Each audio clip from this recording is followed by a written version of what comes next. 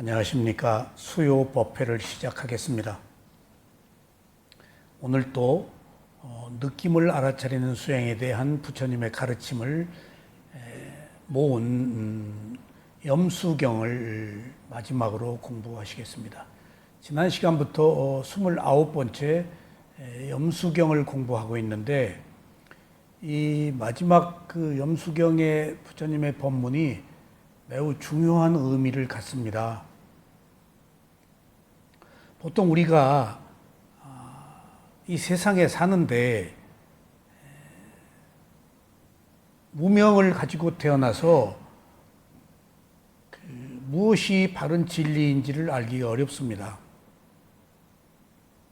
근데 무명은 모른다고, 그 무명에서 깨어나는 것이 지혜인데 아는 건데, 우리는 무명을 가지고 윤회했기 때문에 기본적으로 탐욕성내 머리석음을 가지고 태어났습니다. 네. 그래서 사는 것이 괴롭습니다. 태어나서 죽어야 하고, 또 내 마음대로 되지를 않고, 온갖 환난 병고에 시달려야 되고, 그래서 나도 모르게 떠밀려서 살고 있는 이 삶이 끝없이 유전한다는 것, 윤회를 거듭한다는 것, 그 삶이 한 번 태어난 이상 소멸하지 않고 계속된다는 것, 그런 그 윤회의 사슬 속에서 끝없는 고통이 지속되는 것을 선업의 공덕을 쌓은 붓다가 깨달음을 얻어서 거기서 벗어나는 길을 발견한 것이 위파사나입니다. 그리고 부처님의 가르침이고, 그래서 이 부처님의 가르침은 인류사의 유일한 출구입니다. 어떤 성자도 윤회가 끝나는 해탈의 자유를 말하지 못합니다. 무엇이 진리라고는 말해도 구체적으로 거기서 벗어나는 열반을 성취하는 것은 오직 붓다에 의해서만이 가능합니다. 출구가 열린 셈이죠. 그렇지 않으면 윤회해요. 알 수 없는 무수한 세월을. 그런데 이제 일반적인 그 지식이 아닌 통찰 지혜로 얻는 무상고무화의 깨달음을 얻어서 집착이 끊어지는 과정까지는 오직 붓다에 의해서 체험된 기록, 그 길밖에 다른 길이 없습니다. 근데 그 길을 우리는 모릅니다. 근데 부처님이 경전에 그 길을 자세하게 설명을 했습니다. 그것이 경전에서는 7가지 깨달음의 요인, 요소라고 해서 칠각지라고 그렇게 말을 하는, 깨달음을 얻는 과정은 7가지의 단계적 과정들, 요소들, 그 연결 고리들이 있다. 이 길을 와라 라고 분명하게 설명을 해 주셨습니다. 7단계가 있다. 근데 7단계가 깨달음이 아니에요.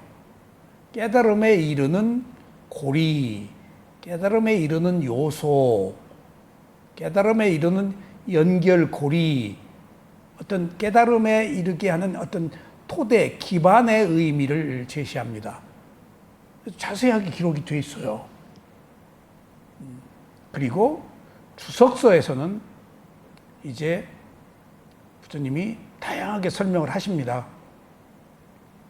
아비담마 논장이나 주석서에서는, 논장에서는 10단계로 얘기를 하세요. 10단계로 얘기를 할 때는 아마 수행의 과정과 해탈까지, 수행의 과정까지를 얘기해요. 그 뒤에 10단계 넘어가 도가 열반이 있어요. 그리고 그걸 붓다고사라는 위대한 스승이 스리랑카에 가가지고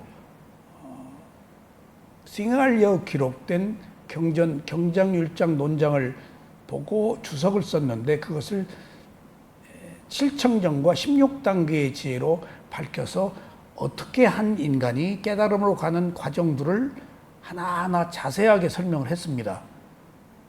저도 미얀마에서 공부할 때 그 단계적 과정을 거치면서 공부를 했습니다. 그러니까 미얀마 스승들은 적어도 도가 열반을 체험했다고 한다면은 그 과정들을 알기 때문에 수행자가 어느 상태에서 어디에 머물러 있고 어떤 과정을 거친다는 것을 자세히 압니다. 그러니까 하면은 누구나 똑같이 경험합니다. 전혀 다르질 않아요. 부처가 가신 그 실청정과 16단계의 과정을 누구나 똑같이 가요. 그래서 예외가 없어요. 어느 단계에 가면은 어떤 현상이 생기고 다음 단계는 뭐가 있고, 물론 사람의 근기에 따라서 어느 한 과정에서는 오래 머물고 또 어떤 경우에는 휙 빠르게 진행이 됩니다. 그런데 반드시 나도 모르게 7가지 청정과 16단계의 지혜 과정은 반드시 거치도록 되어 있습니다. 그렇기 때문에 이건 예외가 없어요. 그래서 이것은 완전한 길이고 믿고 갈 만한 길이고 부처가 자기가 체험을 하고 제시한 길이니까, 그리고 그것들을 실제로 우리는 알게 모르게 크고 작게 늘상 경험해 온 부분도 상당히 있습니다. 근데 구체적으로 체험을 못한 것이지 짤막짤막하게 간단하게 체험한 경우들도 있습니다. 그것을 총체적으로 이제 묶어서 제시한 것이 지금 7가지 청정입니다. 근데 오늘 지금 지난 시간부터 지금 공부하고 있는 경우는 부처님이 이렇게 또 특별하게 자세하게 설명한 경우가 경전에 드물어요. 그래서 지금 29번째 느낌 보는 수행에서는 청정한 출세관이라는 제목으로 부처님이 깨달음을 얻는 과정을 제시를 하셨는데 2가지 측면으로 제시를 하셨어요.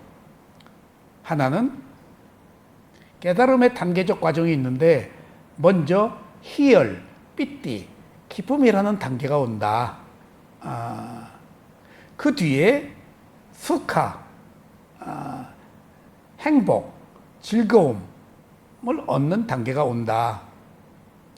그 뒤에 우페카, 평정, 평등이라는 단계적 과정을 얻는 게 온다. 3가지를 제시하고 마지막에 4번째가 위목가, 위무띠, 위스띠는 청정인데 위목가, 위무띠는 해탈이에요. 열반과 같은 동의어로 써요. 그리고 4번째는 해탈에 이른다. 그러니까 7가지 그 칠청정과 조금 달라요. 근데 거기 포함되어 있는 게 여기 있어요. 좀 서머리 요약한 게 달라요. 그리고 16단계 지혜에서도 그건 조금 더 광범위하게 구체적으로 적시한 것이고, 여기서는 새롭게 4가지를 제시해서 이런 과정을 거쳐서 깨달음에 이른다 라고 제시한 부분인데, 이런 그 내용들이 귀해요. 아무한테나 이렇게 얘기하지 않으세요. 그래서 매우 소중한 경전이에요. 근데 더 중요한 사실은 희열과 행복과 평정과 해탈이라는 4단계의 과정을 거쳐서 깨닫는데, 그 깨닫는 과정들을 또 다르게 분류를 했는데, 희열 하나에서도 세속의 희열, 세간의 희열이 있고 출세간의 희열이 있고 더 높은 출세간의 희열이 있다. 또 구분을 하세요. 이게 아주 대단한 거예요.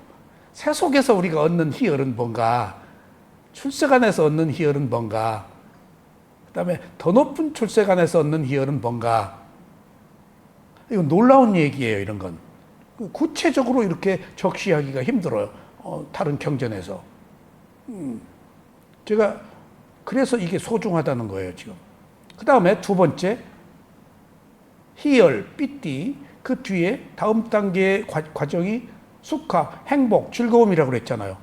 그럼 세속의 즐거움은 뭐고, 출세간의 즐거움은 뭐고, 더 높은 출세간의 즐거움은 뭐다 라고 또 4단계의 과정에서 2번째 행복을 또 세속과 출세간과 더 높은 출세관으로 또 나누어요. 그럼 다음에 평정, 우백화, 중도와 같은 거예요. 이걸 사각지, 균형, 그렇게 얘기하는데 이때 한문으로 사는데 버릴사예요. 버리고 나면은 내가 평등, 평정을 얻는다 하는데, 이 우백화에서도 세속의 우백화가 있다. 그 다음에 출세간의 우백화가 있다. 그리고 더 높은 출세간의 우백화가 있다. 그럼 마지막에 이제 해탈이에요. 세속의 해탈이 있다. 해탈은 출세간을 의미하거든요. 완벽한. 근데 세속에서도 출세간의 해탈이 있다. 그 다음에 해탈이 있다. 세속에서도. 그 다음에 출세간에서도 해탈이 있고 더 높은 출세간에서도 해탈이 있다. 모든 경우에 세속에서 얻을 수 있는 네 단계를 다 지시한 거예요. 이런 경우에 이건 세속의 출세 해탈이고, 이런 경우에 이것은 출세간의 해탈이고, 이런 경우에 이것은 더 높은 출세간의 해탈이다. 그러니까 이렇게 두 가지 측면으로 완전하게 부처님의 가르침을 제시한 기록이 없어요. 제가 깜짝 놀랐어요. 그런데 지금 이런 그 고도의 지혜에 관한 단계적 과정은 보통 대중들에게 그렇게 설하지 않으세요. 근데 이제 이런 말씀을 하신 그 당시에 이 대중들이 굉장히 고급한 단계, 수준들이 높은 사람들이었기 때문에 이런 법문을 하셨을 거예요. 이거 알아들어야 되거든요. 못 알아들으면 안 하세요. 그러니까 이것을 듣는 사람들의 수준이 매우 높았던 것 같아요. 그런데 지금 더 중요한 사실은, 지난 시간에도 말씀을 드렸는데, 지난 시간에 안 오셨으니까 제가 오늘 특별히 강조하는 거예요. 자, 세속의 희열, 세속의 기쁨은 우리들이 흔히 이야기할 수 있어요. 세속의 감각적 욕망을 충족하는 거. 근데 그 다음에 출세간의 희열이 있단 말이에요. 세속에서 얻는 기쁨이 있고 출세간에서 얻는 기쁨이 있고, 근데 그 출세간에서 얻는 기쁨이 선정수행이에요. 색계 부색계. 그 다음에 더 높은 출세간의 희열은 위파사나예요. 그러니까 바꿔 얘기하면 우리들이 범부가 사는 세속의 기쁨, 그 다음에 선정수행을 해서 얻는 출세간은 색계 부색계 범천들이 누리는 기쁨, 그 다음에 위파사나 수행을 해서 무상고모를 알아가지고 해탈의 자유를 얻는 것은 더 높은 출세간. 이건 열반을 의미해요. 그런데 여기서 지난 시간에 이어서 거듭 말씀을 드리지만은 두 번째가 문제입니다. 지금 두 번째가, 세속은 우리들이 범부가 사는 세계이니까 감각적 욕망에 대한 기쁨으로 우리가 살고 있어요. 그러니까 출세간과 더 높은 출세간을 세속에서는 몰라요. 뭔 재미로 사냐라고 그래요. 더 높은 재미가 있는데도 경험을 못하니까. 근데 우리가 행위를 하는 재미만 있는 줄 아는데 행위를 하지 않는 재미가 더 커요, 사실은. 계율을 지키는 재미도 있지만은 안 지키고 막 사는 재미도 있지만 지키는 재미는 더 고귀해요. 근데 이걸 몰라요, 우리가. 그러니까 정신세계는 비밀이에요. 그런데 지금 문제는 세속은 우리가 이제 이해한단 말이에요. 아직 수행을 안 한 상태니까. 근데 출세간의 희열, 출세간의 즐거움, 행복, 출세간의 평정, 출세간의 해탈이 여기서는 선정수행이에요. 색계, 무색계. 그러면요 보세요. 색계, 무색계라는 선정수행의 세계, 그 단계는 한 생명이 윤회하는 31개의 존재계 안에 있어요. 이걸 범천이라고 그래요. 색계, 무색계를. 그러니까 색계 1선정, 2선정, 3선정, 4선정의 경험, 수행을 해서 그러면 그 색계 천상에 태어나요. 무색계 1선정, 2선정, 3선정, 4선정을 하면 무색계에 태어나요. 그대로 가요. 부처님은 비상, 비비상처, 무색기, 4선정까지 다 체험을 하셨어요. 그러면 그 색계에 태어나요. 근데 무색계 비상, 비비상처, 거기는 몸이 없는, 몸이 있어도 기능을 하지 않는, 마음만 있는 상태의 세계예요. 무색계는. 그러니까 그 세계에 따라서 우리 감각기근이 기능이 퇴화돼요. 욕계천상만 해도 먹지를 않고 살아요. 에너지로 살아요. 그러니까 배설기관이 없어요. 그 사용할 일이 없으니까. 우리는 사용하니까 지금 그런 기능이 있죠. 근데 비상, 비비상처나 색계, 무색계에 살거나 욕계 천상에 살아도 거기서 생명이 다하면은 31개의 존재의 세계에 지옥에 떨어질 수도 있고 축생이 될 수도 있고 인간으로 태어날 수도 있고 뭐든지 다시 태어나야 돼요. 반드시. 선정이라는 것은. 근데 여기 딱 출세관이라고 그랬단 말이에요. 출세관이 아니에요. 출세관은 세관이 아닌 세계를 얘기를 해요. 근데 왜 선정을 출세관이라고 했는가? 이게 저한테 풀 수 없는 의문이었어요. 제가 여지껏 이 법문을 하면서 오랫동안 색계, 무색계는 범천의 세계고 인도 카스트 제도의 브라흐만, 바라문 그 사람들은 자기들이 범천이라고 주장하고 있거든요. 그래서 그렇게 우월해요. 고귀하다고 느끼고 거기서 왔고 그걸로 간다라고 생각하고 있어요. 근데 그건 윤회하는 세계 속에 있거든요. 거기서 어디로 태어날지 몰라요. 다음에 경전에 그런 기록들이 많아요. 근데 여지껏 선정을 윤회하는 세계라고 해서 세속에 내가 범주에 두었는데 부처님이 여기 딱 출세관이라고 그랬단 말이에요.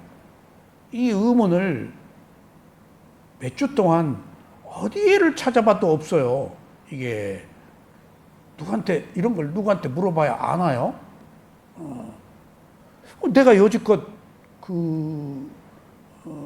색계, 무색계는 31개의 존재 세계에 윤회하는 세계 안에 있기 때문에 세속이다.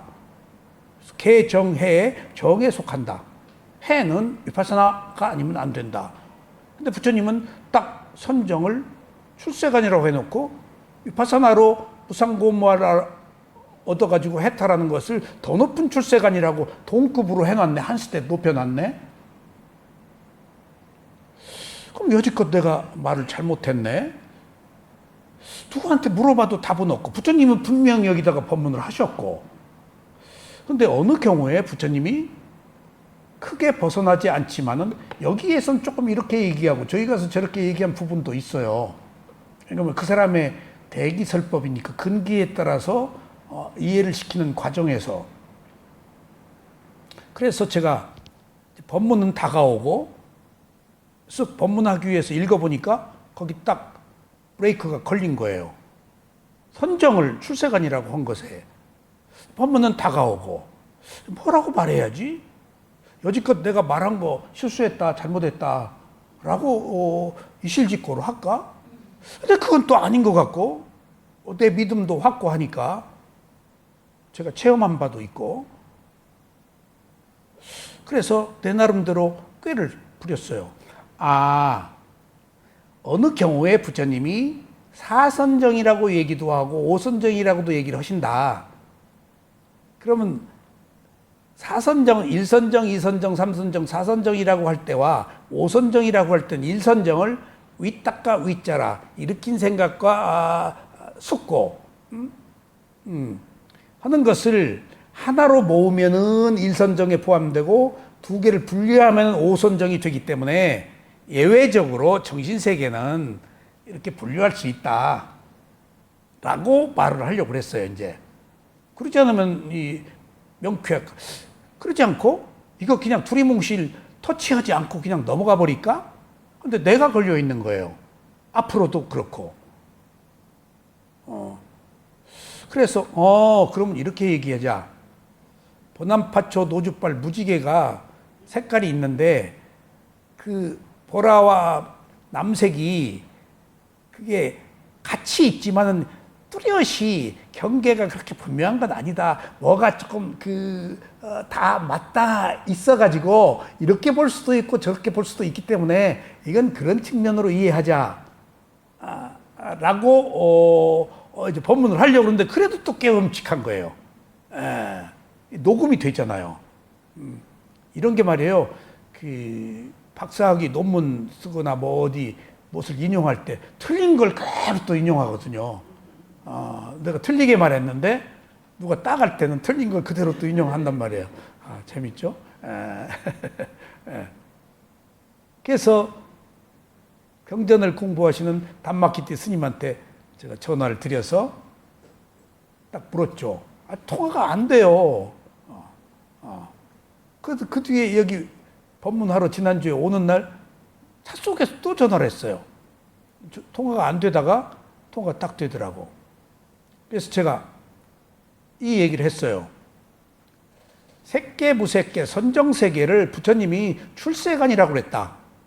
근데 내가 지금까지 알기로는 서른한계의 존재의 세계에서 윤회하는 생명들이 사는 세계는 세속이라고 분명히 그렇게 알고 있었는데 왜 부처님이 수념처에서 지금 29번째 청정한 출세관을 말할 때는 선정을 출세관이라고 그랬냐. 그리고 위파사나 수행을 통해서 얻는 혜타를 더 높은 출세관이라고 그렇게 업그레이드를 시켰냐. 그랬더니 담마키티 스님 말씀이 당시에는 인도 사회가 세간과 출세관밖에 없었는데 부처님이 말씀하신 그 출세관과 인도인들, 브라흐만들이 알고 있는 출세관은 다르다. 브라흐만들은 색계 무색계를 출세관으로 알고 있다. 부처님의 출세관은 윤회가 끝나는 해탈의 자유, 출세관이지만은 그 사람들은 모르니까 그것을 출세관이라고 알고 있다.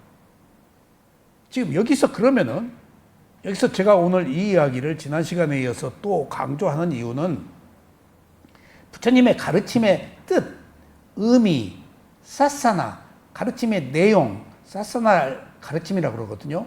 그것은 그 토론의 대상이 아니에요.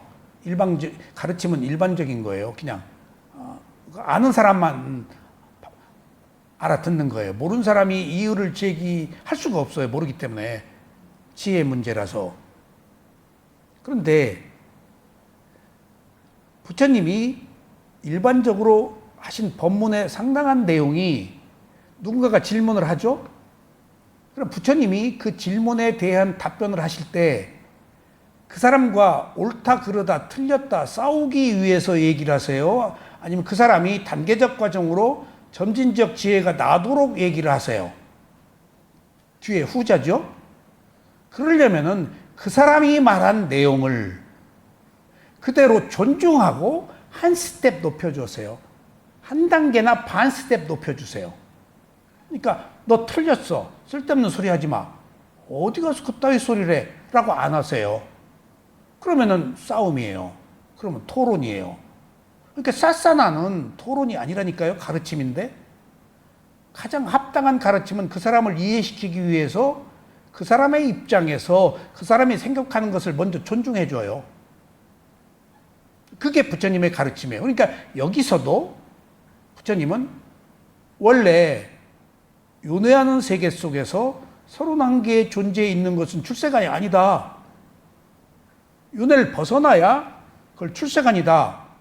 라고 말씀하셔야 되는데 당시 인도 사회에서 새로운 어떤 사상을 펼매 있어서 기존에 통용되고 있는 사상을 깡그리 뒤집어 엎을 수는 없다는 얘기예요. 그러면 돌멩이 맞아요. 예수님이 그랬잖아요.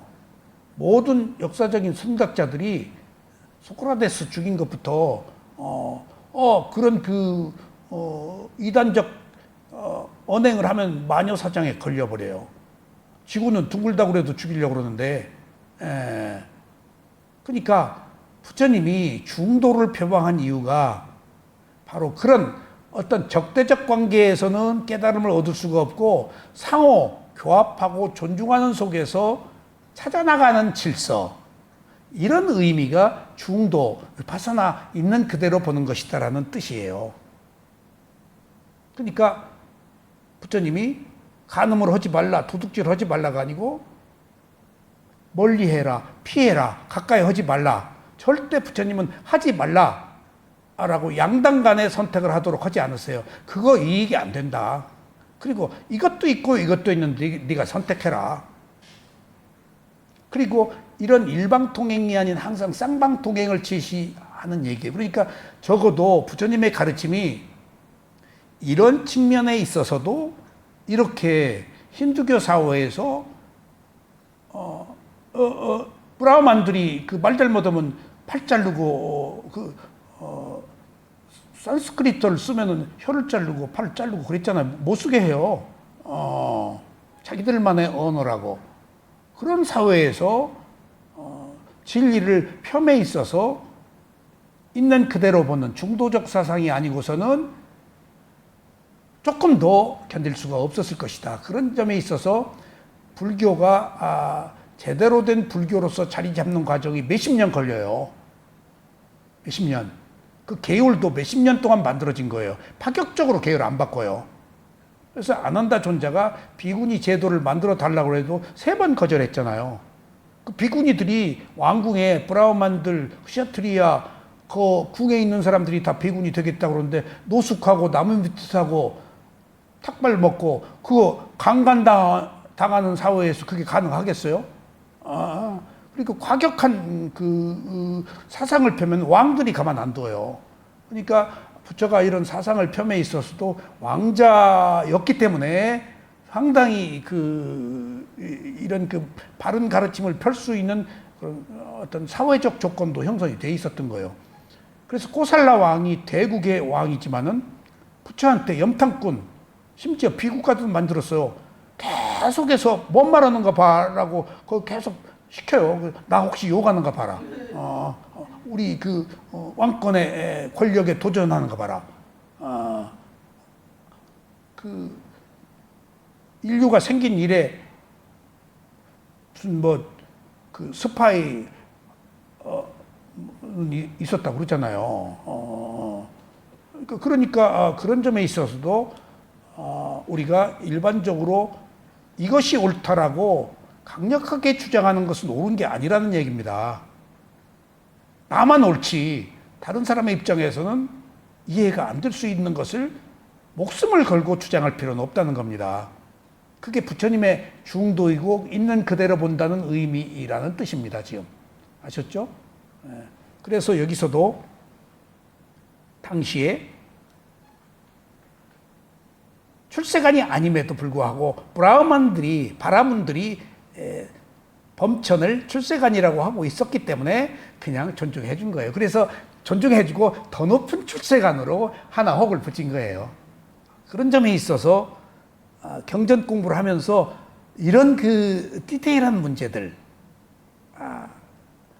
부처님이 이런 것까지도 우리한테 배려하고 이런 말씀을 하셨구나 하는 것들을 제가 읽을 때마다 삐띠, 희열이 생겨요. 이 희열이 닭살 돋는 거거든요. 초기 단계에 처음 나타나는 어떤 수행의 성취예요, 이게.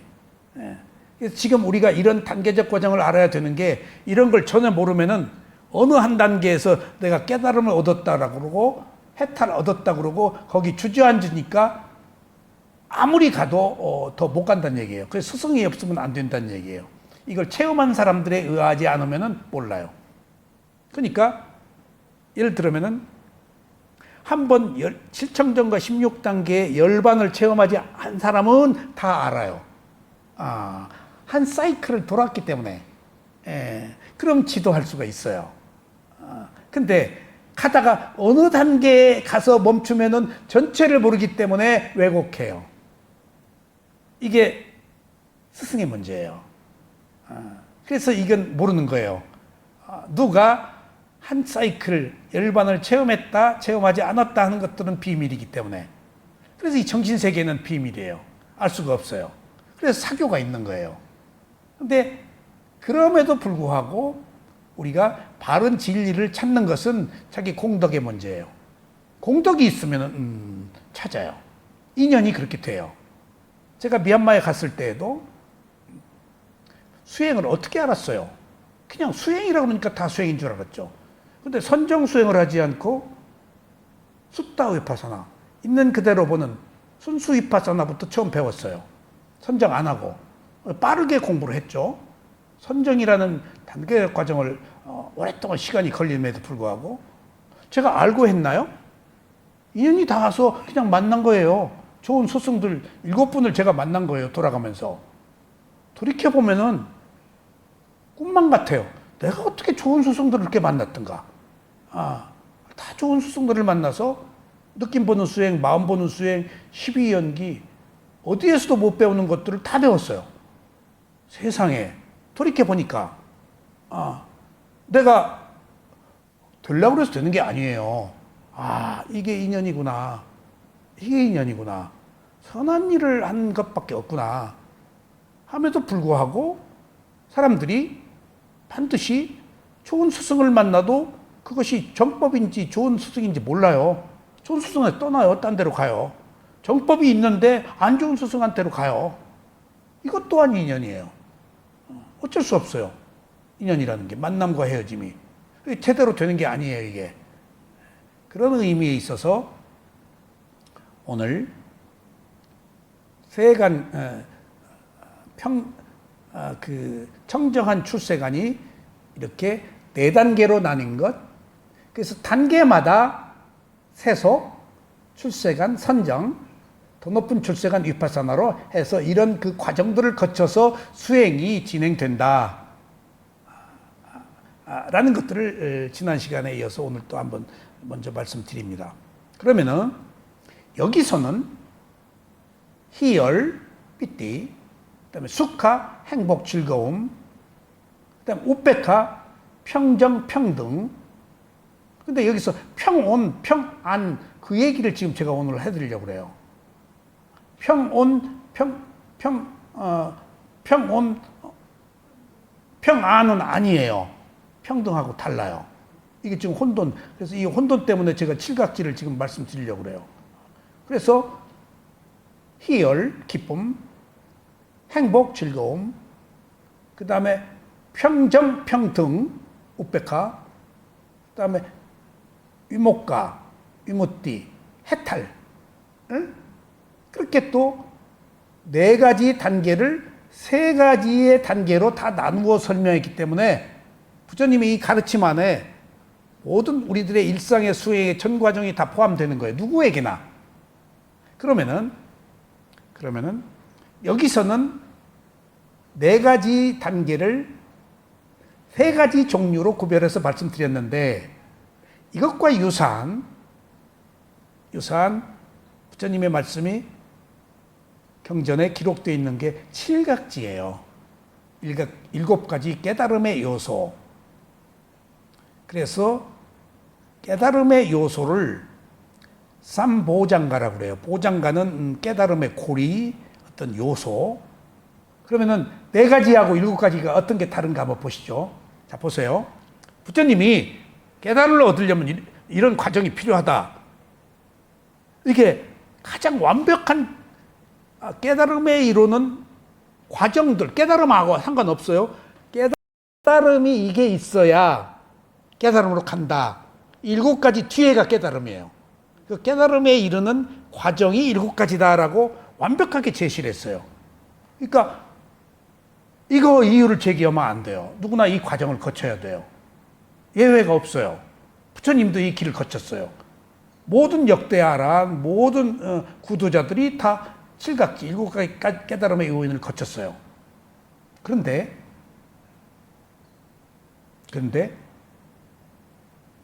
일곱 가지 깨달음의 요인이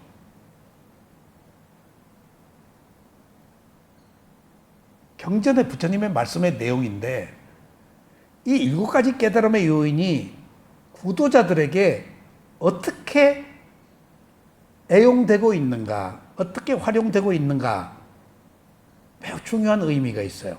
아프면 이걸 읽어요. 아프면. 예. 일곱 가지 깨달음의 요인을. 아플 때.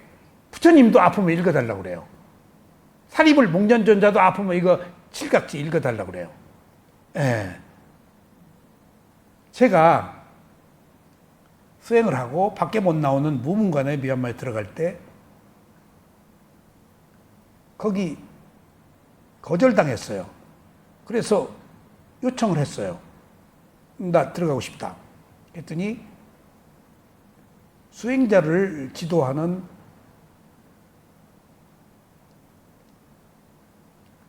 우짜띠라 사야도 하고 넣어달라 그랬더니 힌두협회 회장하고 상의를 해야 된대. 거기 밤 날라다 주면 되는 거 별도로 떨어진 공간이고 스승의 힘도 미치지 않아. 누구 못 들어가니까. 그래서 그 이제 밖에 못 나온 무문가니까 수행자들이 그런 데 들어가고 싶어 하잖아요. 거기에서 이제 불태우고 싶어서, 끝장내고 싶어서 들어갈 일 아니에요. 망상이 더 많이 떠올라요. 고시 공부하러 절에 갔다가 딱 사주나 보고 관상이나 봐가지고 고시 못되고 이상한 길로 빠진 것처럼 이제 그 또 다른 측면이 있어요. 하여튼 제가 2번 세인예인 문문가를 들어갔는데 첫날 딱 들어가서 이제 나는 뭐가 된다. 확신을 가지고 이제 두고 보자. 여기서 끝장내자. 하고 시작했는데 짐을 만들고 그런 과정이 조금 피곤했어요. 그래서 침대에 딱 누웠는데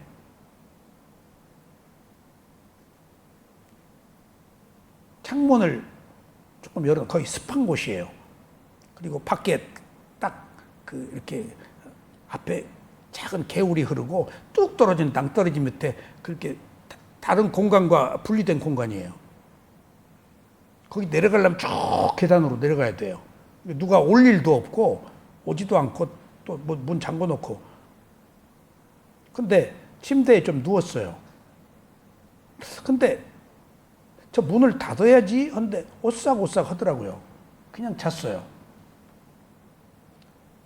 근데 자기 전에 딱 침대, 그러니까 방하고 화장실하고 앞에 연결되어 있는 복도, 그러니까 24시간 내 맘인 거예요. 다 스케줄이 있는데 거기는 내 맘이에요.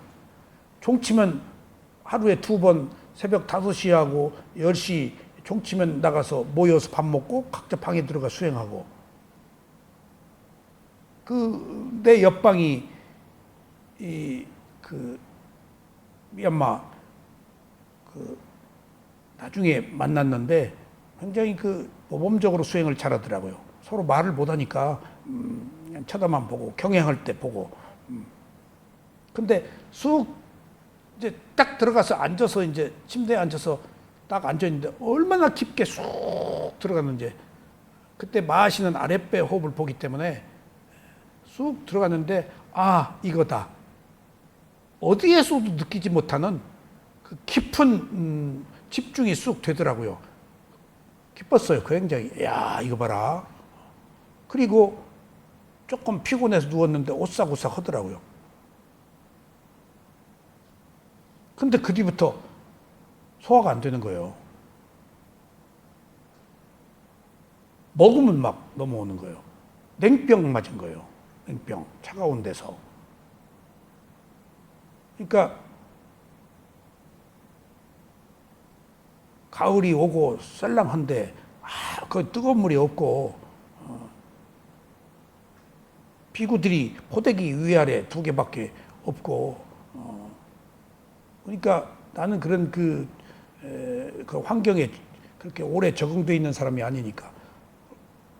그러더니 소화를 못해서 제가 한국에서 20일 단식을 3번이나 했었기 때문에 밥을 딱 끊었죠. 그때 안 먹고. 그리고 내가 단식한다고 영어로 밥 날라다 준 사람한테 이제 나 안 먹는다.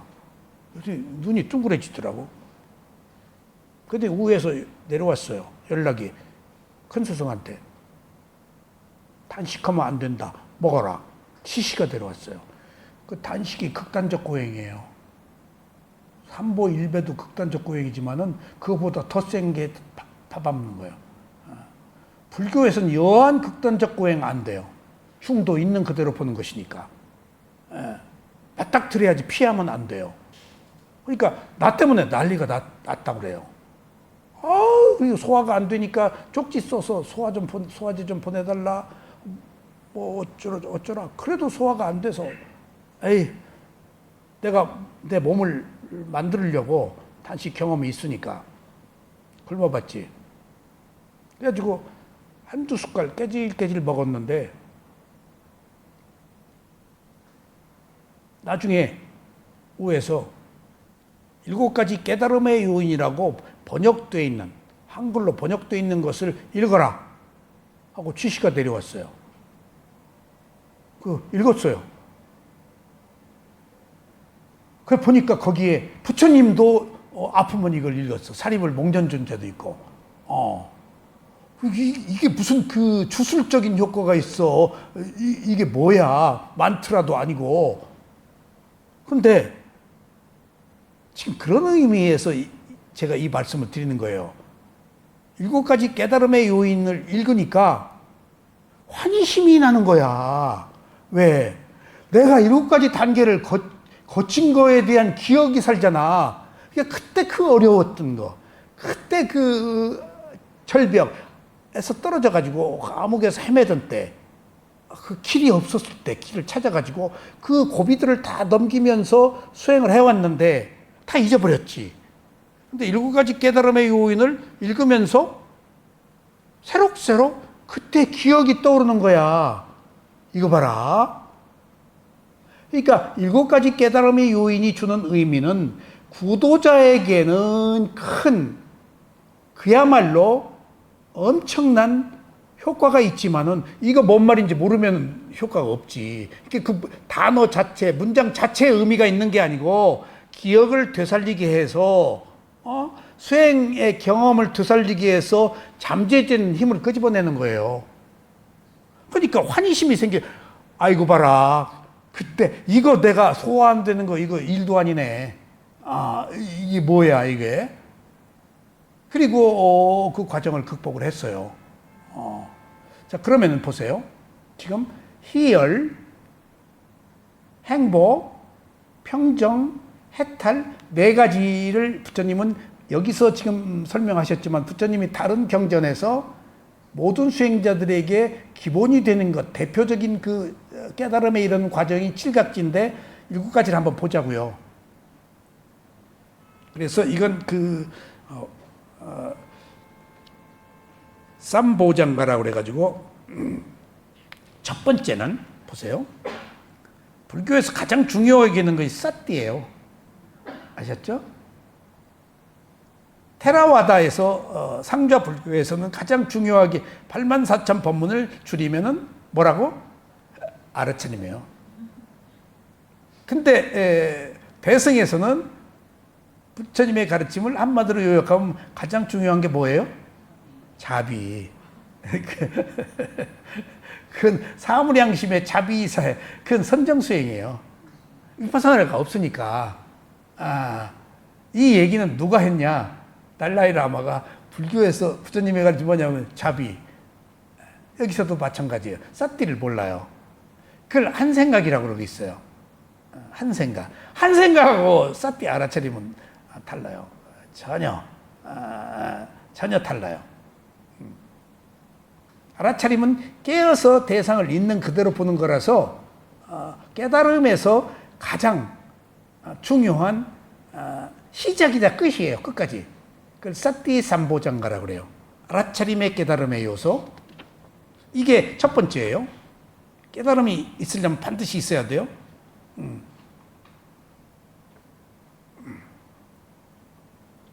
그래서 이 알아차림은 사물을 기억하고 흔들림이 없도록 해. 그리고 알아차림이 있을 때는 계율을 지켜 도덕적인 덕목이 이루어져. 그래서 이 알아차림이 시일라와 같은 의미야. 계율과 막아서 보호해. 그래서 문을 지키는 문지기야. 알아차림이 6가지 감각기관의 문을 지키는. 그래서 가장 중요한 덕목이야. 두 번째는 7가지 깨달음의 요인의 두 번째는 담마 위자야. 이게 담마 위자야. 법에 대한 고찰. 여기서 보세요. 담마하고 위자야가 붙어요. 담마가 뭐죠? 법인데 첫 번째는 뭐죠? 대상. 담마, 대상을 선택해라가 신수신법 사념처에서 법념처가 대상이에요. 담마는 진리 있는 그대로란 말인데 2가지 의미로 쓰이는, 첫 번째는 대상, 두 번째가 진리예요. 대상으로 삼아서 앞에 있는 알아차림을 해야 무상고모화의 지혜가 나는 게 진리를 봐요. 그러니까 담마는 있는 그대로 진리라는 말인데 2가지 뜻으로 쓰인다. 첫 번째는 뭐? 대상. 두 번째는 진리인데 무상고모화. 그 진리를 얻기 위해서 대상을 선택해야 되고 숙고해라, 고찰해라. 가 담마 위자야. 그러니까 알아차림이 첫 번째 있어야 되고, 두 번째는 뭔가 사념처, 몸과 마음, 느낌을 대상으로 삼아서 숙고해라. 사마디, 집중력을 키워라. 이게 두 번째가 담마 위자예요. 깨달음의 이게 필수적이다. 또 세 번째가 위리야 삼보장가. 노력이 필요하다. 노력이 없으면 안 된다. 노력이 있어야 알아차려요. 알아차림을 지속하는데도 노력이 필요해요. 약방의 감초처럼 노력처럼 부처님이 많이 사용하는 단어가 없어요. 마지막에 유언도 와야담마 쌍카라 아바마데나 쌈빠됐다. 열심히 노력해서 완성해라. 아바마다 게으르지 않게 열심히 노력하라. 부처님 마지막 유언이세요. 그러니까 모든 경우에 노력이 이끌어주는 거예요. 그래서 노력이 세 번째예요. 그리고 나서 지금 우리가 오늘 공부하는 희열이 이제 네 번째예요. 삐띠 삼보장가. 보세요. 이제 칠각지에서 먼저 알아차림은 있어야죠. 그 다음에 대상을 고찰해야죠. 숙고해야죠. 그 다음에 노력을 해야죠. 그래야 희열이 생긴다. 그러니까 부처님이 지금 우리가 수념초에서 말하는 희열이 먼저 나온 것은 이 앞에 세 가지를 전제하고 생략하고 삐띠부터 얘기한 거예요. 근데 이것이 필요하다 그 얘기예요. 네? 아셨죠? 그 다음에 셋째, 노력 다음에 넷째가 뭐냐? 넷째가 삐띠, 희열이에요. 네, 삐띠. 그러니까 수행을 하면은 제일 먼저 나타나는 몸과 마음의 현상이 삐띠의 희열. 그러니까 이건 뭐라고? 오아시스를 발견한 것 같아요. 근데 그 뒤에 수카, 행복이 나오죠? 물을 먹은 거예요. 오아시스를 발견한 것은 물 먹은 거 아니에요. 발견해서 막 환희에 들떠서. 그러니까 집중이 되면은 몸과 마음이 청정해지니까 여기저기서 막 그 삐띠가 생겨요. 그래서 보통 삐띠는 5가지가 있는데, 약한 삐띠는 닭살이 돋는 것. 노래 잘하고 누가 뭐 하면 닭살 돋는다. 이게 약한 삐띠야. 소름 끼치는 것, 머리카락이 쭈뼛 서는 것. 두 번째 삐띠는 찌릿찌릿 감전된 것 같은 것. 수행하다가 찌릿찌릿해요. 사타구니 밑에 이게. 그러면 개미가 이렇게 올라와요. 좌선을 하면은. 땀 냄새가 사타구니 쪽에 나니까 와서 어느 경우 콱 물으면 찌릿찌릿해요. 그래서 뭐 개미가 무나 하고 이렇게 보면 개미가 없어요. 삐띠예요. 삐띠.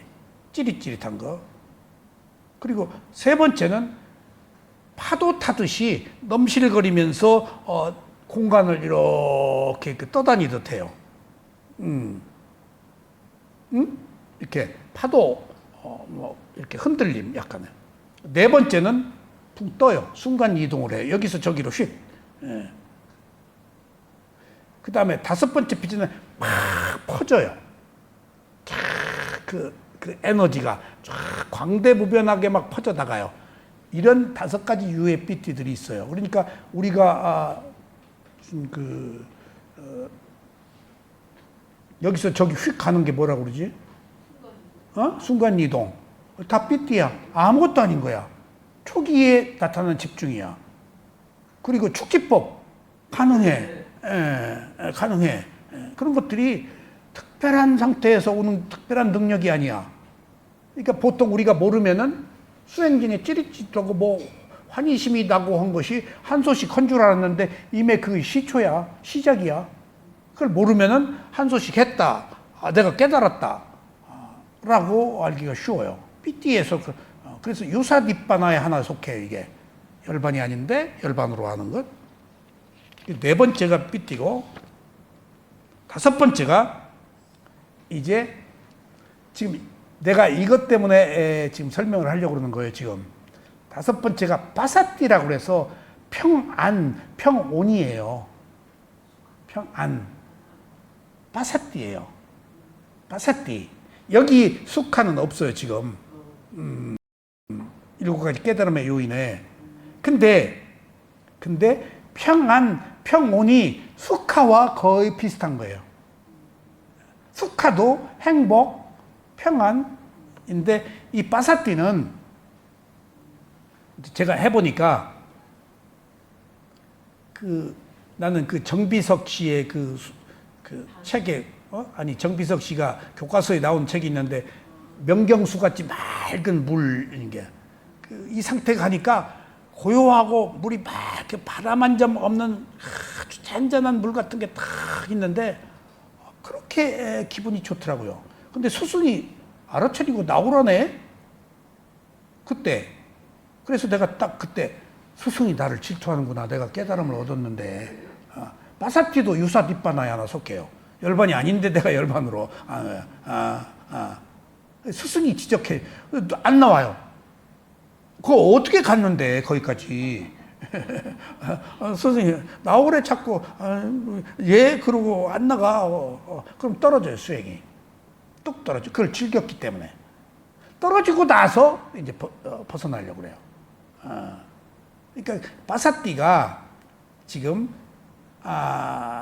숙하하고 다르고, 그 다음에 평정하고 다른데 유사한 거예요.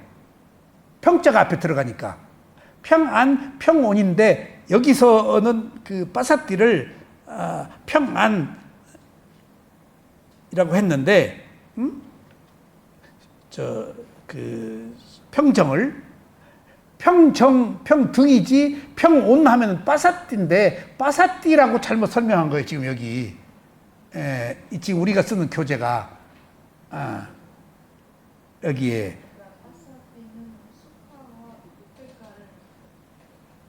사이에 있는 거예요. 사이에 있는 거예요. 근데 달라요. 평정은 균형인데 이것은 여기 빠진 거예요. 빠져나와야 평정으로 가요. 그래서 비슷하다고 같은 게 아니고 평정, 평안은 평온, 평안은 평정, 평등과 다르다. 평온, 평안은 숙화 쪽에 가까운 빠사띠고 우페카는 균형, 평정, 평등이다. 균형, 그걸 사각지라고 그래. 그 사자가 버릴 사자야. 베풀 사자. 그러니까 상당히 고급한 거야. 그게 그 16단계의 지혜에서는 11단계 쌍카루페카 냐나라고 해서 선정으로 올라갈 수 있는 최고의 단계야. 그 선정에서 바로 그 뒤에 도가로 들어갔는데 공덕이 없으면 못 들어가. 근데 선정까지는 공덕이 없더라도 노력으로 가능해. 선정까지는. 선정 너머에서 위파사나로 도가 해탈로는 거기는 분명히 노력으로 안 돼. 공덕 힘이 백업돼야 돼. 그러니까 거기서 딱 문턱에 걸리는 거예요. 그럼 이 생에서 안 돼요. 이 생에서. 그러니까 하면은 타고 태어난 어떤 그 토대가 없으면 안 되는 거예요. 그 나도 모르게 밀어주는 에너지, 염력이 있어야 되는데 그게 공덕이에요. 공덕이 그래서 중요한 거예요. 공덕이 없으면 지혜가 안 나요. 그러니까 거기까지, 여기까지 평정까지는 노력으로 돼요. 근데 그 너머로 가는 것은 공덕이다. 자, 우스개 얘기 하나 할게요. 타노 스님이 주역 대가시고 관상 대가시고 예언을 하시고 우리 시대에 끼친 영향이 굉장히 많아요. 지금도 뭐 카이스트 만들고 물이 부족하니까 앞으로 그 댐 저수지 만들어라. 그 다음에 북방 외교해라. 해가지고 북방 외교 해가지고 올림픽도 했잖아요. 러시아 다 초청하고 그때부터 우리가 세계를 향해서 뛰게 된 전기가 됐어요. 그리고 러시아에 차관 줘가지고 소련이 해체되니까 러시아 그 탱크 미국은 기술 안 줘요. 오히려 꽉 막아요. 도발할까 봐서. 러시아 기술 갖다가 우리가 지금 세계 최고의 탱크를 만들었잖아요. 러시아 미사일 기술 갖다가 지금 뭐 천궁, 비궁 뭐 이거 다 만들어가지고 세계 최고의 미사일을 가지고 있잖아요. 무서운 국가가 됐어요. 러시아 때문에. 북방 외교 타노 스님이. 그리고 그 이소연이 우주 비행하고 그랬죠. 그때 러시아 우리나라 기술자들이 가가지고 협력해가지고 거기서 우주 기술 배워가지고 나로 쏘아 올리고 다 러시아 사람들한테 배운 거예요. 농담 아니에요.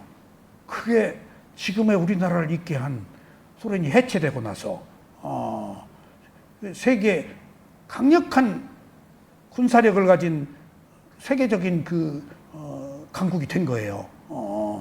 그런 것들이 다 타노 스님이 대통령을 만날 때마다 뭐 다 조언을 하셨다고 그래요.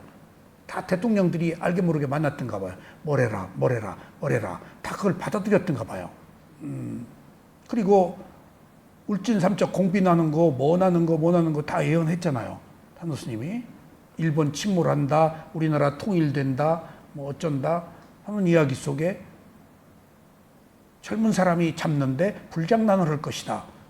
불장난이 미사일이에요. 예. 근데 천안 이남 아래로는 안전할 것이다. 그러니까 뭔 일인지 모르겠어요. 불장난 한다니까. 그런 뒤에 뭐 이제 통일이 오고 세계를 지배하는 강대국이 된다 하는 얘기들이 타노 스님뿐이 아니고 외국의 모든 예언가들이 다 한결같이 동일하게 말하고 있거든요. 한두 사람만 하는 게 아니에요. 그런 그 에너지들이 여러 군데 측면에서 문화다, 언어다, 국방이다, 경제다 하는 것, 조선이다, 비행기다 하는 것들이 지금 여러 그 저변에서 똑같이 동시다발적으로 상승하고 있는 것 같아요. 그러지 않으면 이게 힘들거든요.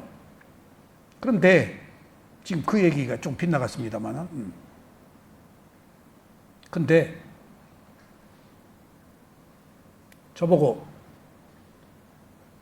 사귀는 여자 데리고 오라고 그래서 갔더니 타노 스님하고 그 제자들이 쭉 앉아서 놓고 관상들을 다 들었는데 결혼하라 그런 식으로 우회적으로 말씀을 하시더라고요. 근데 이 얘기를 하기 위해서 하는 거예요. 자기 나를 데리고 간 그 친구가 타노 스님 제자인데 난 그 말이 생각이 나요. 그 친구가 일찍 결혼해서 딸이 하나 있었는데 죽었대요. 슬픔에 차 있었는데 타노 스님이 업이 다 했구만. 딱 한마디에 딱 슬픔에서 벗어났대요. 업이구만 그러더래요. 죽을 인연이었던 거예요. 그러니까 감성에 빠져 있다가 업이라는 이성적인 원인과 결과의 조건으로 걔는 나와 만나서 죽을 수밖에 없었어. 업이네? 라고 그러는데 딱 정리가 되더래요. 나도 무슨 문제 있으면 업이네?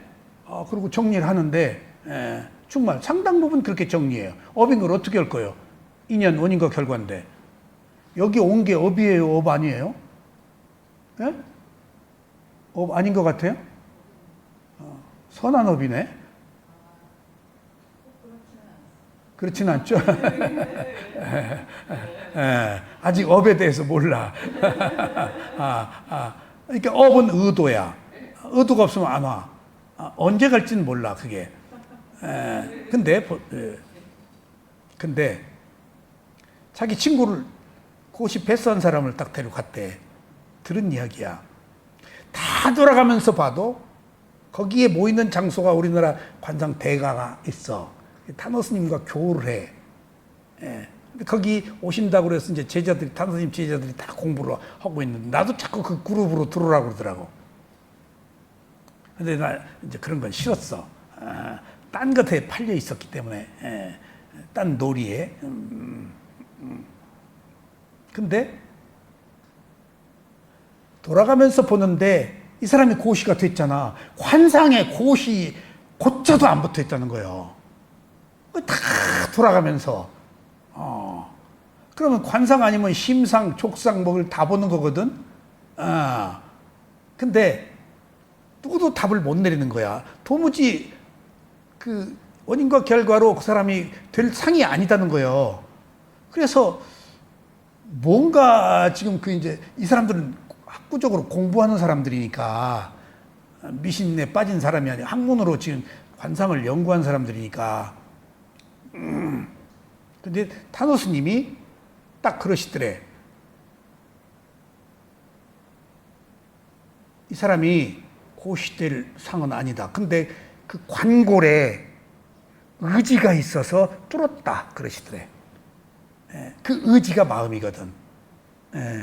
그러니까 안 되는 것은 안 되더라도 마음이 있으면은 가능하다는 예외적인 경우도 있다는 거예요, 지금. 하지만 안 되는 것은 안 되는. 근데 그런 경우에 그 사람에게는 선업의 공덕이 있었을 거예요. 똑같은 예로 어떤 사람이 사회적 지위를 얻었는데 이 사람이 보통 수준의 지위가 아니고 권력 지위예요. 길가에서 자행위를 했어요. 그래서 걸렸어요.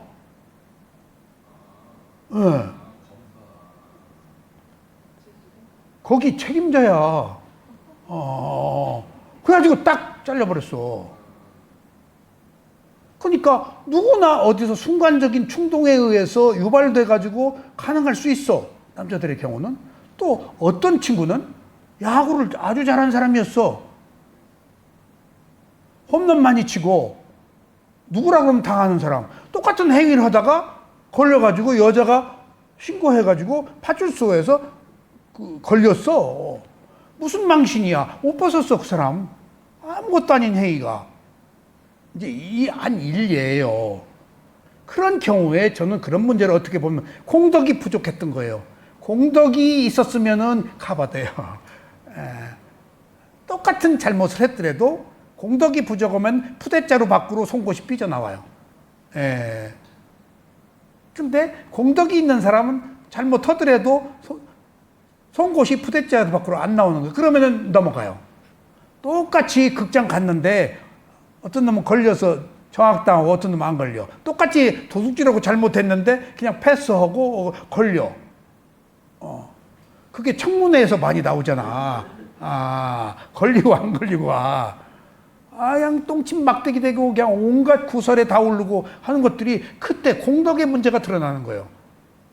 적당히 하다가도 공덕이 있으면 그냥 넘어가서 직책을 받는다거나 그런 것들이 보이지 않는 힘이에요.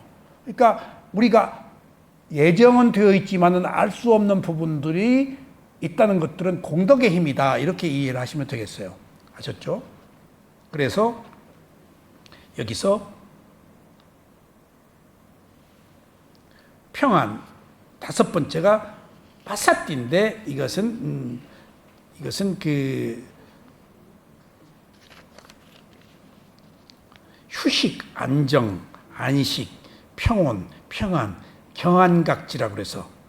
근데 이게 평정, 평등하고는 달라요. 그건 상위 개념이에요. 우백카는. 쌍카르 우백카 11단계는 평정이고 파사띠는 그 밑에 있어요. 그러니까 혼돈하지 마세요.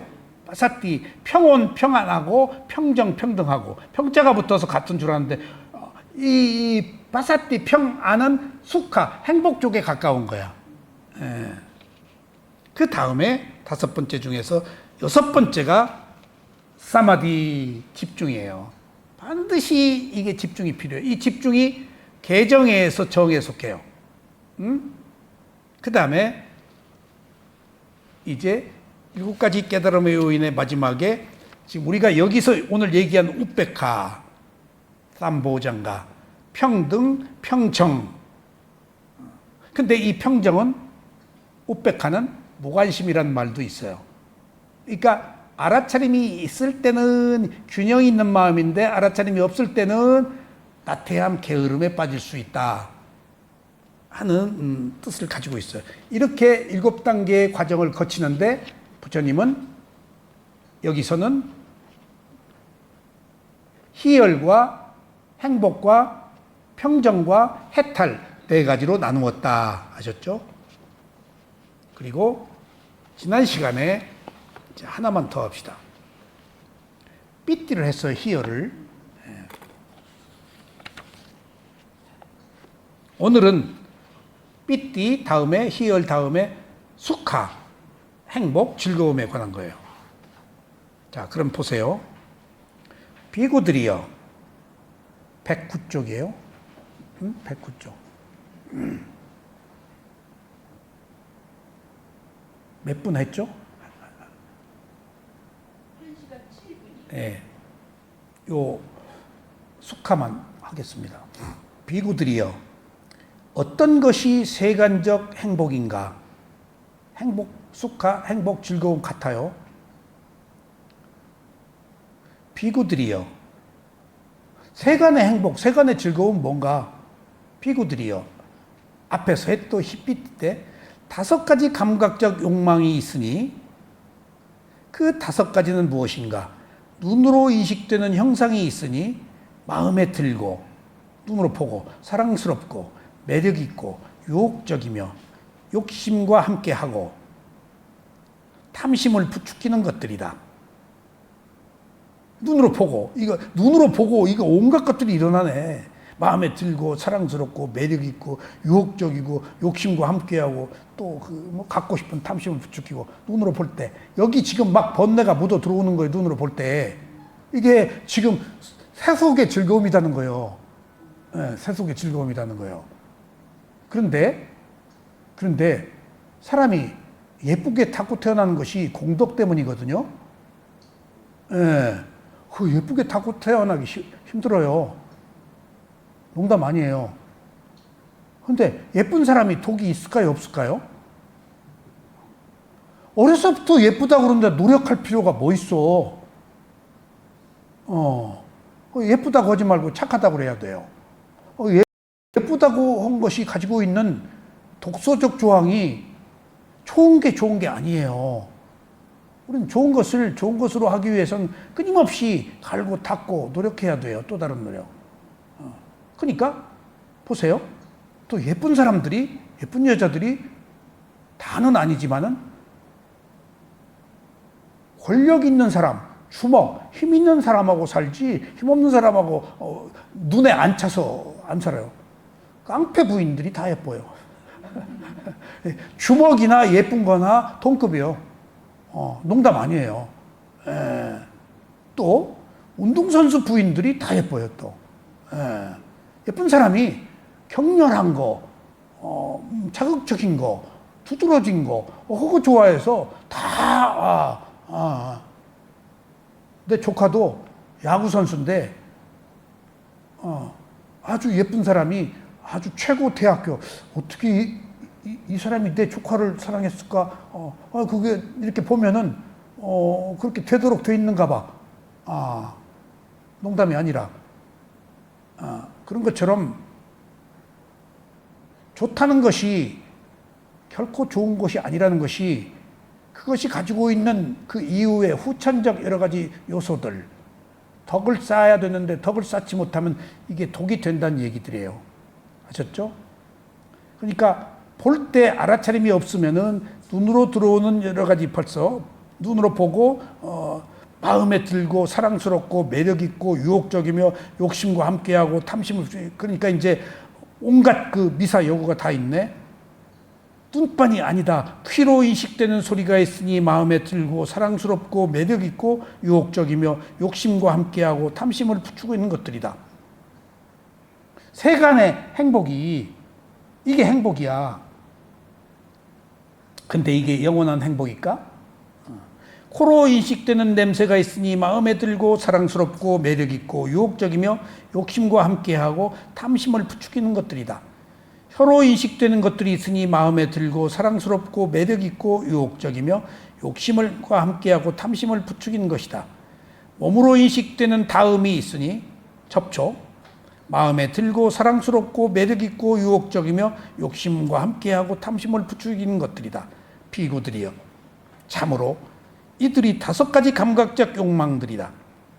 비구들이여, 이 5가지 감각적 욕망을 반연하여 생겨나는 즐거움을 일컬어 세간적 즐거움이라고 한다. 반연하여 일어난다? 한문이죠. 원인을 도와 결과를 맺게 한다. 반연하다. 상응하다. 서로 대응하다. 반연하다. 다 같은 말로 쓰입니다. 그러니까 원인과 결과로 도와서 진행된다. 그러면 이제 출세간의 세간의 이제 즐거움이에요. 삐띠. 출세간의 즐거움은 무엇인가? 여기에 한 피구가 있어서 감각적 욕망을 멀리하고, 위에는 감각적 욕망을 추구했네? 이게 선정이야. 누르는 거야, 이제 감각적 욕망을. 선정해서는 즐기고, 감각적 욕망을 멀리하고, 보세요. 멀리하고가 누르는 거예요. 번뇌를. 근데 이 뒤에 오는 위파사는 감각적 욕망을 알아차리고야 멀리하고 누르질 않아. 선정은 누르는 거예요. 그래서 반발력이 있어요. 위파사는 안 누르고 번뇌를 말려. 그냥 지켜보고 말려. 그렇네, 있네, 괴로워하네, 좋아하네, 미워하네, 슬퍼하네 라고 개입을 안 하고 지켜봐.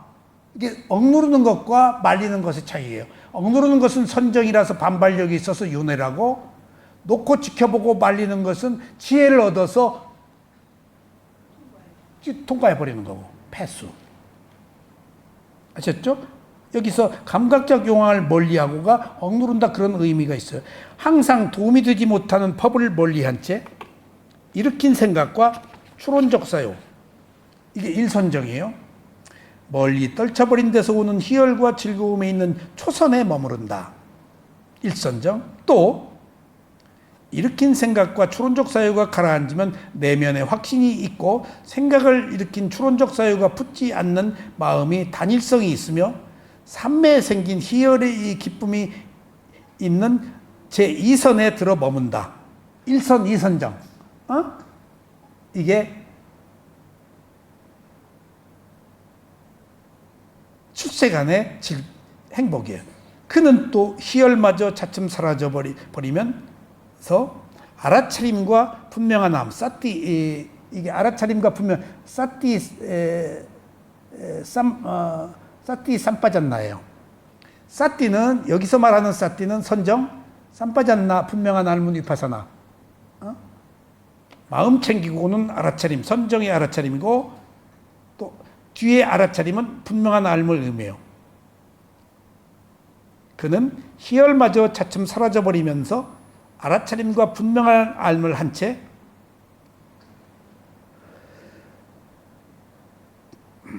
평정에 머무른다. 이게 평온이 아니고 평정에 머무른다. 평온은 바사띠인데 여기서는 평정이에요. 몸으로 즐거움을 느끼면서 성자들이 일컫는 평정을 한 채로 마음이 알아차림과 즐거움에 머문다.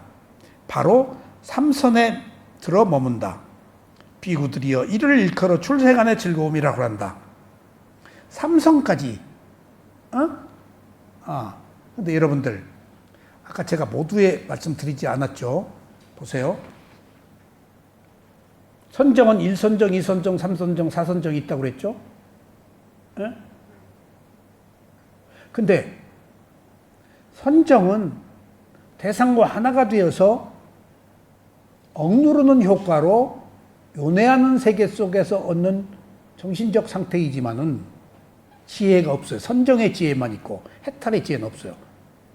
이 선정이 아닌 비파사나 수행의 지혜를 가도 선정의 단계적 과정이 비슷하게 같이 올라가요. 전혀 다른 건 아니에요. 이쪽에는 해탈이 없을 뿐이지 해탈까지 가는 과정에서 얻는 단계적 과정은 있어요. 그 차이가 무슨 차이냐? 집중의 차이예요. 대상과 하나가 되는 집중이냐? 대상을 놓고 개입하지 않고 분리해서 보느냐? 대상과 하나가 되는 집중은 근접 집중과 근본 집중이고 깊은 얘기예요. 위파사나에서 대상을 분리해서 알아차리는 집중은 카니카 사마디, 찰나 집중이에요. 찰나가 순간이에요. 깊게 안 들어가요, 그냥. 괴로우면 괴로운 대로 놔두고 보니까 혼란은 혼란대로 잘하려고 안 해요, 위파사나는. 선정은 잘하려고 해요. 위파사나는 수행을 잘하려고 안 해요. 왜? 잘하려고 위파사나를 하는 게 아니고 대상이 가지고 있는 무상고무와 성품을 보기 위한 것이기 때문에. 그러니까 여기서 꼭 중요해요. 선정과 위파사나가 지혜의 과정이 다르기는 하지만은 엇비슷하게 이쪽에 있는 것들이 이쪽에도 있다. 전혀 다른 것은 아니다. 근데 그 취하는 방법이 대상과 하나가 되어서 취하는 것은 지혜가 안 나고 대상을 분리해서 보는 객관적 오브젝트로 분리해서 보는 놓고 보는 개입하지 않고 보는 위파사나에서는 지혜가 열리고 근데 얻는 뭐 수카다 삐띠다 희열이다 이런 과정들은 비슷하게 올라간다. 그래서 왜 이 얘기가 나오는가 하면은 선정을 안 하고 저 같은 경우도 선정을 안 하고 순수 위파사나를 했거든요, 저는. 그럼 순수 위파사나에서 어느 정도 올라갔어요? 그러면 순수 위파사나를 해서 1년에 7청정과 16단계의 지혜를 경험했는데 여기에 선정에 숙하다, 삐띠다, 뭐 우백하다 이런 게 없냐? 있어요. 있어요. 이게 그냥 따라와요. 그러니까 어느 의미로 수행 방법에 있어서 차등을 둘 필요는 없어요. 왔다 갔다 하는 거예요. 근데 여기서는 깨달음이 있고 여기서는 윤회하는 세계라는 그 차이만 있지. 엄격한 의미에서 얻는 과정들은 정신이라는 것이 특별한 게 아니에요. 다 거기서 거기에요. 비슷해요. 아셨죠? 그래서 그걸 옳다 그러다 이것이다 저것이다라고 굳이 애써 구별할 필요는 없어요. 그러니까 순수 위파사나 세계에서 수행을 하더라도 선정에서 얻는 것은 따라온다 라고 꼭 이해하세요. 그렇지 않으면은 뭔가 서로 대립해요. 그럴 필요 없어요. 아셨죠? 꼭 이거 기억하세요. 이게 중요한 부분에 나와요. 부처님도 선정 갔다가 위파사나 지혜로 갔다가 이렇게 왔다 갔다 하면서 마지막에 없어져요. 그걸 부처님이 드러내 보여요. 드러내 보여요. 자.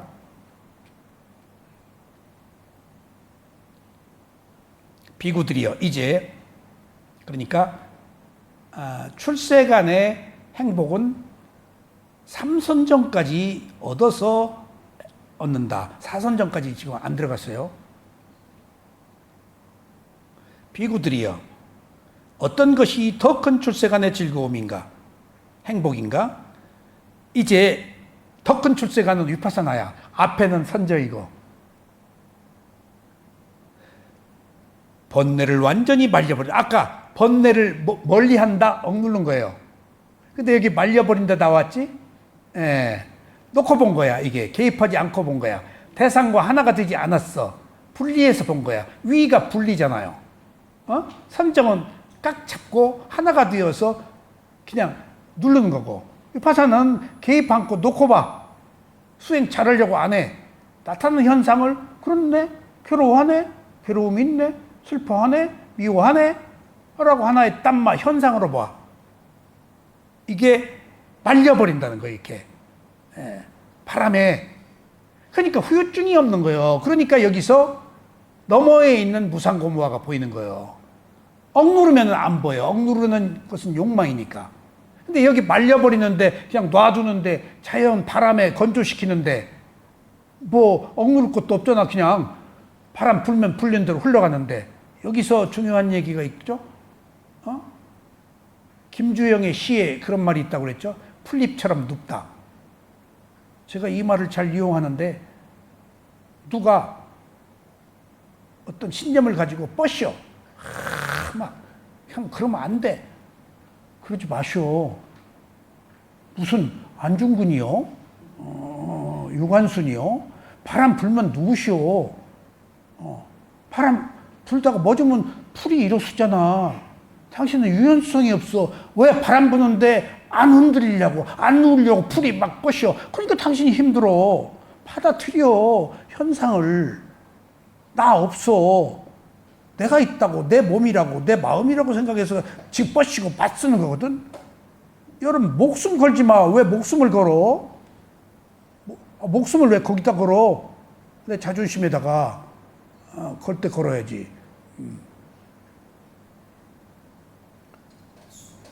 추기경님이 교황청에 행정부 장관으로 취임했는데, 대전 주교가 어떻게 인연이 닿아서 추기경 눈에 들어서 몇십만의 세계 사제, 복사 뭐 이런 사람들 관장하는 장관이 된 거예요. 교황청. 그래서 감격해가지고 이제 추기경이 뭐라고 이렇게 얘기를 했는데, 이제 그 유재석이가 물었어. 그때 저 교황님하고 뭔 얘기를 나눴습니까? 그러니까 내가 목숨을 걸고 추기경을 하겠습니다. 몸과 마음을 바쳐서. 그랬더니 교황이 함께 가자 그러더래. 그래서 내가 저기 목숨 걸으면 안 되는데, 이제 위파사나 수행 깨달음에서는 목숨을 왜 걸어? 추기경 직책을 가지고 제가 제 할 일을 하겠습니다 라고 했어야지. 목숨 걸으면 안 돼. 그게 욕망이에요. 그러면서 그 추기경, 그 염추경님 보고 재밌는 얘기 들었어. 음식, 거기 교황청 안에서 음식 어떻게 드십니까? 다 입에 맞는 건 아니다. 밖에 나오면 맛있는 거 많다. 교황청 밖에 음식점이 많다. 그러니까 뭐 드시는 거 있습니까? 그러니까 추기경이 나 못 듣는 거 3가지가 있다. 그러니까 이제 그 유재석이 국모잖아. 못 듣는 거. 추기경이 3가지가 뭡니까? 그러니까 없어서 못 먹는 것, 못 먹는 게 없어서 못 먹는 것, 안 좋아서 못 먹는 것, 비싸서 못 먹는 것, 3가지만 못 먹는다. 외워. 없어서 못 먹고, 2번째가 뭐? 그 다음에 3번째는 비싸서 먹는다. 조크를 그렇게 하시더라고. 아이고 좋은 거 배웠어. 그 추기경들, 그 교황들, 그런 분들이 돌아가시면 어디 갈까? 몰라. 욕계천상인지 범천에 갈지 어디 갈지 자기가 수행한 세계로 가요. 근데 불교도들이 주로 모이는 세계는 어디까? 도리천, 도솔천. 에너지들이 기독교 신자다, 농부다, 한다, 다 그 끼리끼리 그 에너지들이 모여있는 세계가 있어요. 욕계천상, 색계, 무색계가. 그러니까 그 천상이라고 그래서 그 부처님 믿어야 하고 그런 거 아니에요. 예수님 믿은 사람이 지옥에 더 많이 갈 수도 있지. 그런 것처럼 업의 과보대로 가니까 그래서 이제 더 큰 출세간 행복이 말려버린다. 번뇌를. 이 번뇌가 뭐지? 탐진치. 이걸 유루무루라고 그러는데 유루 바가지가 샌다 탐진치 번뇌라고 그래요. 무루는 탐진치가 없는 것. 예. 말려버린다는 의미를 꼭 기억하세요. 예. 번뇌를 완전히 말려버려. 이게 위파사나라는 얘기야. 벌써 말려버린다는 것은 개입하지 않고 놓고 본다. 바람에 건조시킨다 그 말이에요. 탐욕으로부터 자유로워진 자신의 마음을 알아차릴 때 그러니까 말려버리니까 자유로워졌단 말이에요. 성냄으로부터 자유로워진 자신의 마음을 알아차릴 때 탐진치야. 번뇌가 탐진치니까 번뇌를 말린다고 그랬잖아. 어리석음으로부터 자유로워진 자신의 마음을 알아차릴 때 즐거움과 기쁨이 생기니 이를 일컬어 더 큰 출세간의 즐거움이라고 한다. 예? 아셨죠? 이 뒤에 이제 다음에는 세 번째 우페카 평정이에요. 또 세 가지. 그 뒤에 이제 해탈이에요. 아셨죠? 그래서 이런 그 삐띠도 세속의 희열, 출세간의 선정의 삐띠 희열, 그 다음에 깨달음의 위파사나 수행의 희열이 다르고 행복도 세속에서 얻는 감각적 욕망의 행복, 그 다음에 삼선정까지 가서 얻는 행복, 그 다음에 탐진치가 소멸되어서 얻는 해탈의 행복이 있다. 이렇게 나뉜다. 근데 우리는 여기 이렇게 오르락내리락 한다. 오르락내리락 한다. 아라한이 되어야 완전한 그 상태로 간다. 그러기 전까지는 오르락내리락 한다. 뚝 떨어지고 뚝 올라가고. 그래서 계속 알아차리지 못하면 떨어진다는 거예요. 그래서 아까 말씀드렸듯이 제가 빠사띠 평온의 상태에 머물렀는데 스승이 자꾸 너 빠져나오래.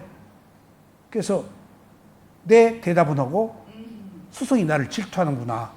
스승은 뭐가 안 됐는데 나는 됐는데 왜 나오라고 그래 여기서. 왜 나오라고 그래. 상당 기간 동안 거부했어요. 어떻게 내가 어렵게 온 것인데. 그래요. 스승 말 안 들어요.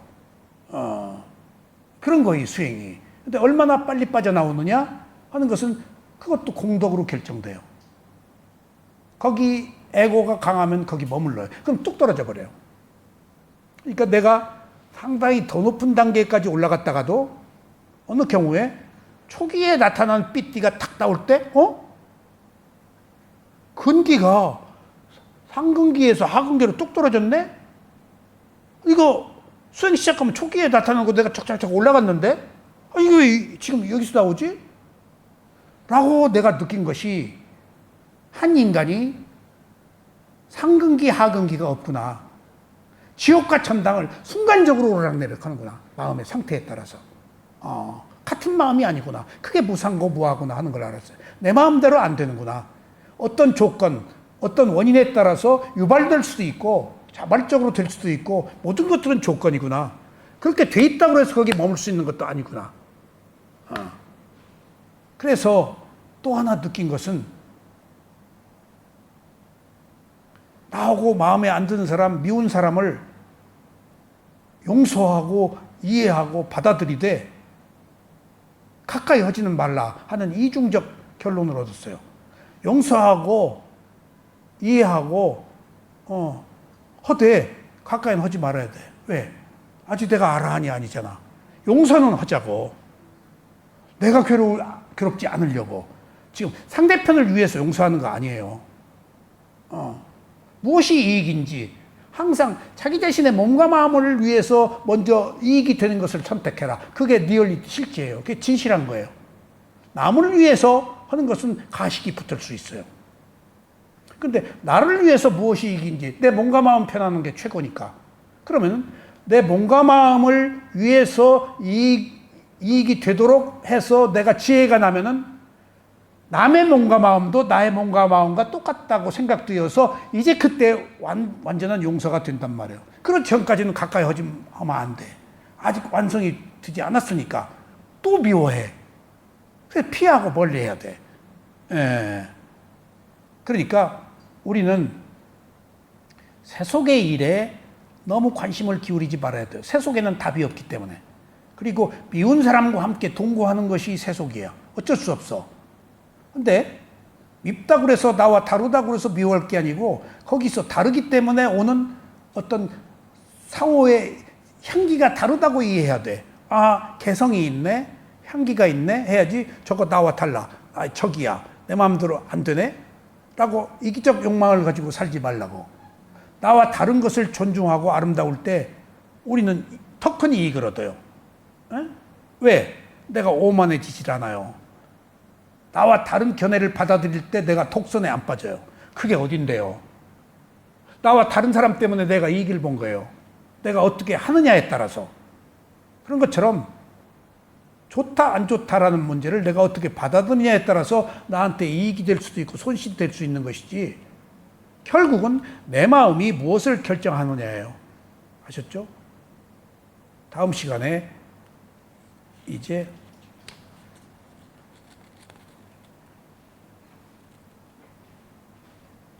평정했으니까 이제 해탈하겠습니다. 오늘 여기까지 말씀드리겠습니다.